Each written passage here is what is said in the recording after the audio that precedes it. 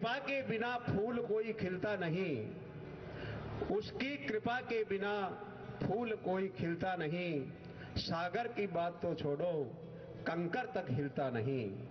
हो जाए कृपा तो मिल जाए, वरना भंडारी साहब का आशीर्वाद हमें यूं ही मिलता नहीं। भारतीय संविधान की 8वीं अनुसूची में 22 आधिकारिक मान्यता प्राप्त भाषाएं शामिल हैं, जिनमें हिंदी अंग्रेजी जैसी आम भाषाओं के साथ साथ संस्कृत भी है। और इसी संस्कृत भाषा का प्रचार प्रसार करने में जुटी हुई है भीलवाड़ा राजस्थान की निम्बार्क वैदिक संस्कृत समिति। यह समिति 15 वर्षों से लगातार संस्कृत भाषा को फिर से बोलचाल के रूप में स्थापित करने के उद्देश्य के लिए प्रतिबद्ध है। समिति का गठन 8 अक्टूबर 2009 को किया गया और पहले ही समारोह से समिति का कार्य क्षेत्र संपूर्ण राजस्थान में फैल गया। समिति ने साल 2010 से अब तक 2,28,000 से ज्यादा छात्र छात्राओं को संस्कृत साहित्यिक प्रतियोगिताओं से जोड़ा है।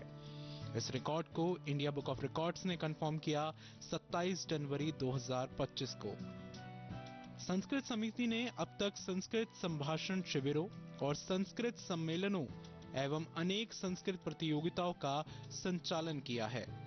और क्या विशेषताएं हैं समिति की, आइए जान लेते हैं प्रदेश संयोजक एवं प्रदेश सचिव डॉक्टर कृष्ण गोपाल जांगेड़, मार्गदर्शक डॉक्टर अर्कनाथ चौधरी और आईएएस अधिकारी कृष्णकांत पाठक से।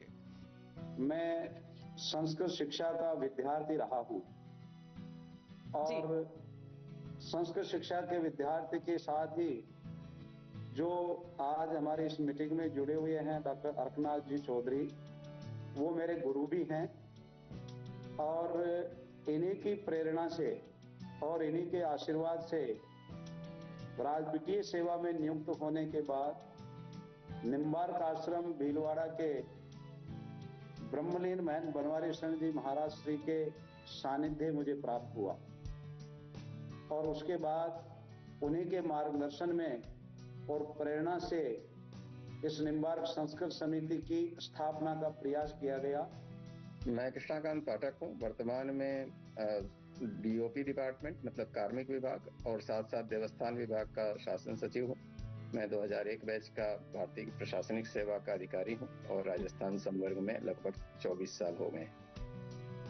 और साथ ही जब भीलवाड़ा में कुछ समय के लिए मैं जिला कलेक्टर था, उस समय जो हमारे निम्बार्क वैदिक संस्कृत समिति के कृष्ण जांगेड़ जी हैं, गोपाल जांगेड़ जी, उनके साथ चर्चा हुई। ऐसा लगा कि भारतीय संस्कृति और संस्कृत भाषा के उन्नयन के लिए वो बड़ी प्रतिबद्धता के साथ समर्पित हैं। और फिर एक लंबी यात्रा है, अलग अलग समय पर हम लोग समन्वय करते रहे, अपनी अपनी सहभागिता निभाते रहे। बहुत अच्छा सर। अर्कनाथ जी, आप तो गोपाल जी के भी गुरु रहे हैं, तो मैं आपसे जानना चाहूंगी आपको क्या भविष्य नजर आता है, आने वाले टाइम पे लोग कितना इस चीज को पसंद करेंगे, आने वाले टाइम में लोग के बारे में कर रहे हैं जी। एक ये चीज है कि संस्कृत पढ़ने वाला कोई आज तक बेरोजगार नहीं है जी। मैंने अपने 42 वर्ष के राजस्थान के अध्यापन काल में देखा कि कोई भी छात्र बेरोजगार नहीं है। संस्कृत पढ़ने वाले में एक तो राष्ट्रीयता अपने आप आ जाती है, देशभक्ति आ जाती है और राष्ट्र के लिए समर्पण की भावना आ जाती है, जो कि अभी धीरे धीरे पूरे राष्ट्र में बढ़ रहा है। इसीलिए उपयोगिता तो इसकी है ही और निरंतर रहेगी। जब तक यहाँ राष्ट्र रहेगा, जब तक भारत रहेगा, तब तक इसकी उपयोगिता रहेगी। संस्कृत के बिना संस्कृति नहीं और संस्कृति के बिना राष्ट्र नहीं। धन्यवाद सर, धन्यवाद। गोपाल जी, आपसे मैं जानना चाहूंगी इंडिया बुक ऑफ रिकॉर्ड्स के साथ आपका ये सफर कैसा रहा?